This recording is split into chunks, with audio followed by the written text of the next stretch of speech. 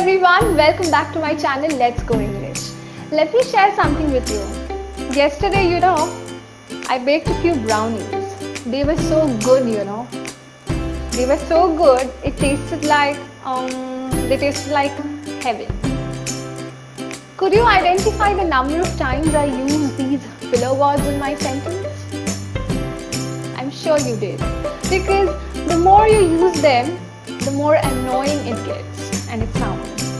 Well, words like like, actually, basically, literally, kind of, sort of are called filler words. We often use these filler words in our everyday conversations, and that's okay. It's completely alright when we use these expressions. But when you are presenting something or delivering a speech before the audience, you should try your level best to refrain yourself from using these filler words.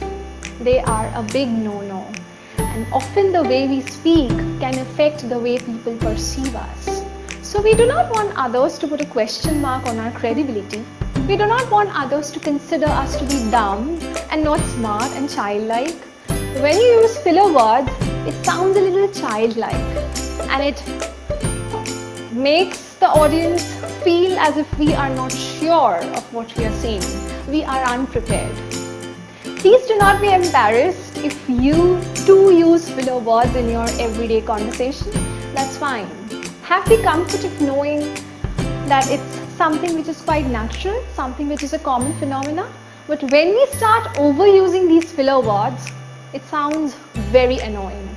So here I am to help you out with certain tips and tricks as to how to avoid using these filler expressions in your conversations so that the audience can focus more on what you say and not count the number of times you're using these filler words. Let's get started.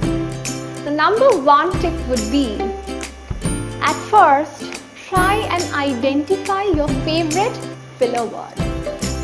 My favorite filler words are like, and literally. Of late, I have started using the word literally a lot. It doesn't have any sense. It serves no purpose. Perhaps I had picked these words up when I was a teen. Perhaps I was attracted to these words. I consider these words to be likable. But now I have realized that these words serve no purpose. So I become overtly conscious when I am speaking, and I try not to use them even in informal conversations. So the first strategy, the first step is to identify your favorite filler word, the word that you use off and on. The moment you get identified, the moment you recognize that filler word, it will help you to gain consciousness over it, and it will create a general awareness in you, and it will eventually help you not to use these words. So the key factor here is general awareness. The moment you identify that, the moment you recognize that, you will stop using that. It's very simple. Now, how do we do that? How do we identify? How do we recognize which is our favorite filler word? Have a friend, as I always said. Choose your tribe. Of course, a trusted one. Do not rely on someone who is not so close to you. Someone who could be trusted enough with. So the next time you are grabbing a burger with your friend or meeting somebody over a cup of coffee, why don't you ask them to track how often you're using these filler words or monitor you in the process. In that way, it will help you overcome this. And if you do not want to rely on your friends, if you want to do it on your own, I would suggest record your speech. Say something, have it recorded, and later listen to the recording. Through that process, you'll be able to identify how many times or how much or when or where and how you're using these words. It will definitely help you in the long run. Coming to the second strategy, breathe. Breathing is so important. So instead of using these filler words or junk words as I call them, try and take a deep breathing. Okay, breathing helps a lot. So the moment you take deep breath, it will help you to be much more composed, calm and poised. And you will not be confused. You will not be anxious or distressed. You will not fall at a loss of words. It usually happens with us. So the second strategy is to practice breathing. Very important.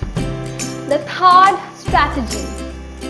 This strategy is so important, but people often undervalue that. It's often an underrated strategy, and that is accept the importance of silence.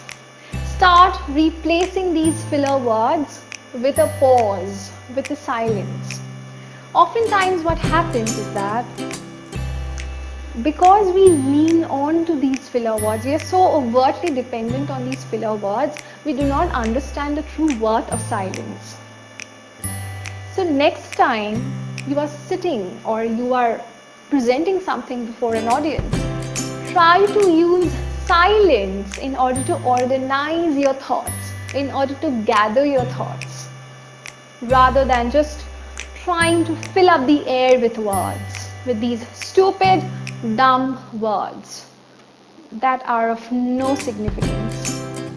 So try and acknowledge the importance of silence. So it serves a two-way process. It serves a two-way benefit. How I tell you, it helps you to be composed, calm, so that you can gather your thoughts properly. And also, it will give the listeners, the audience, an opportunity to register what you just said, to process the information just like a computer. Let that sink in before they are ready for the next idea. So you can understand it gives the opportunity to the listeners to process the information, to register all that you've just said, and let that just sink in before they are ready for the next part or the next idea. Very important. Try and use these strategies. It will definitely help you in the long run. Well, that brings us to the end of the lesson. I hope it was of some use to you all. Please try these simple yet relevant strategies in order to overcome. Always remember one thing, we cannot totally eradicate these filler words from our vocabulary. It's not possible. But when you are speaking in front of the public or when you're about to give a presentation, try not to use them. It gives you much more confidence. That's it. Watching. Do not forget to subscribe to my channel.